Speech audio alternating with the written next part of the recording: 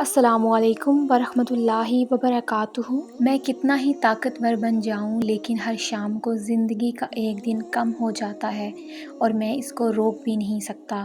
وہ میرا اللہ اتنا مہربان ہے، نہیں صبح دے کر پھر مہلت دے دیتا ہے، شاید میرا بندہ توبہ کر لے اور میں اس کو بخش دوں۔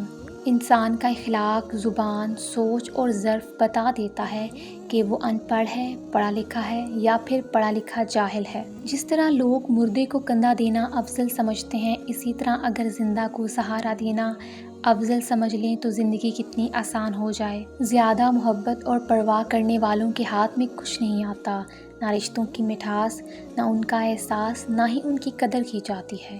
بس ایک ذہنی فریب سا رہتا ہے کہ وہ بھی ہمارے ساتھ ویسے ہی ہیں جیسے کہ ہم، لیکن حقیقت بڑی ہی دلخراش ہوتی ہے۔ حساس لوگ مر جاتے ہیں کیونکہ ان کے پاس ہنر نہیں ہوتا لوگوں کی زندگیاں اجاڑ کر بے حسی سے جینے کا۔ بعض اوقات ہم اپنی انا کی وجہ سے ایک دوسرے سے روٹھے رہتے ہیں جبکہ ہمارے اندر کا انسان صلح چاہتا ہے۔